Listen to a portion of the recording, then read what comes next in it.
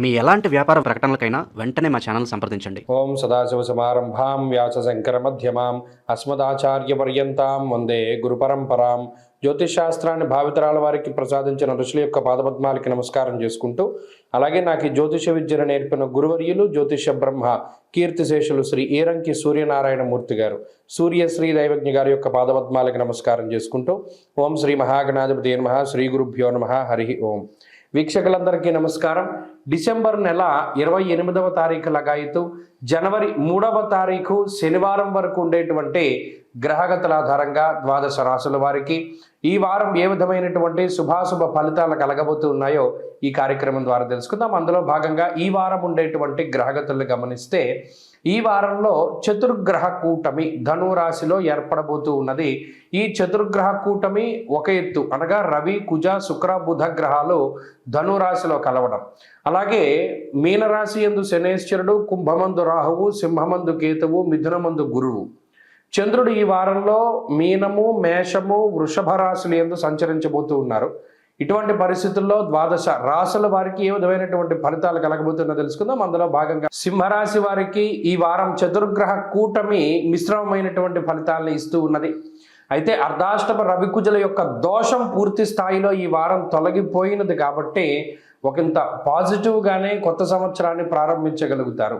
కొద్ది శ్రమ ఉంటుంది, కొంచెం ఒత్తిడి ఉంటుంది, కొంత అతి ఆలోచన ఉంటుంది. అయినప్పటికీ కూడా పంచమంలో ఉండేటువంటి శుక్రబుద్ధుల యొక్క స్థితి చాలా గొప్పది. ఈ రాశి వారికి అష్టమ శని దోషం ఉన్నది, అలాగే మొన్నటి వారం వరకు అర్ధాష్టమ కుజుని యొక్క దోషం ఉన్నది, ఇత్యాది దోషాదులు ఎక్కువగా ఉన్నప్పటికీ కూడా ఇప్పుడు ఈ ధనురాశి వారికి ఉన్నటువంటి ధనురాశిలో ఉన్నటువంటి ఈ కూటమి తాలూకు ఫలితాల వల్ల ఆ దోషాదులన్నీ కొంత తగ్గుముఖం పడుతూ, అటు శుక్రబుద్ధులు యోగిస్తూ ఉండడం వల్ల బుద్ధి చాంచల్యం అది తగ్గుతూ ఆలోచనాత్మకమైనటువంటి శక్తి పెరుగుతూ ఉంటుంది. అయితే ప్రధానంగా ఈ వారంలో చంద్రుడి యొక్క స్థితి వారం చివరి వరకు కూడా కొంత ఇబ్బంది పెడుతూ ఉన్నది. 1వ తారీఖు దగ్గర నుండి చంద్రబలం పెరుగుతోంది కాబట్టి కొత్త సంవత్సరం చాలా ఆహ్లాదంగా ప్రారంభించగలుగుతారు. భగవంతుడి యొక్క సేవలో పాల్గొనగలుగుతారు. ఆధ్యాత్మికమైనటువంటి వాతావరణాన్ని అనుభవించగలుగుతారు. దూరత్ర ప్రయాణాలు చేయగలుగుతారు. దేశాంతర వాసం చేయడానికి అవకాశం ఉంటుంది. అంటే వేరే దేశంలో ఉన్న వాళ్ళు ఈ దేశానికి, ఈ దేశస్తులు వేరే దేశానికి వెళ్ళడానికి ఈ గ్రహస్థితి సానుకూలంగా ఉంటుంది. అలాగే అప్రతిహతంగా కొనసాగుతుంది మీ యొక్క విజయ యాత్ర, దానిలో ఏమాత్రం సందేహం లేదు. ఏ కార్యక్రమాన్ని తలపెట్టండి, యశోవృద్ధిర్బలం తేజ సర్వత్ర విజయ సుఖం, నీకేం భయం లేదురా బాబు, నేనున్నాను అంటూ గురుడు లాభస్థానంలో ప్రోత్సహిస్తూ ఉన్నారు. ఆయన మీకు ధైర్యాన్ని, యశస్సుని, కీర్తిని, అలాగే ఆర్థిక లాభాన్ని వీటన్నిటిని కూడా ప్రసాదిస్తూ ఉంటారు.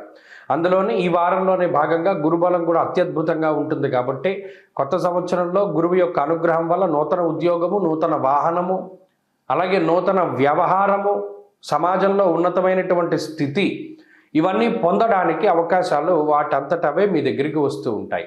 కాబట్టి సింహరాశి వారికి ఈ వారం చాలా అద్భుతమైనటువంటి ఫలితాలు ఉన్నాయి. పంచమంలో రవి కుజులు ఉన్నప్పుడు కొంత బద్ధకం ఉంటుంది. మరీ ముఖ్యంగా ప్రతి పని వాయిదా వేసుకోవడానికి ప్రయత్నం చేస్తారు. ఈ రెండు విషయాలు వాటిని దాటగలిగితే మరిన్ని శుభ ఫలితాలు సంప్రాప్తమవుతాయి. ఈ వారంలో మరిన్ని మంచి ఫలితాల కోసమై ఎక్కువగా సుబ్రహ్మణ్యారాధన చేస్తూ ఉండడం చెప్పదగినటువంటి సూచన. ఈ వారంలో కలిసి వచ్చేటువంటి రోజు గురువారంగా చెప్పవచ్చును. అదృష్ట సంఖ్య 3, అదృష్ట వర్ణము లేత పసుపు రంగు. తదుపరి కన్యారాశి.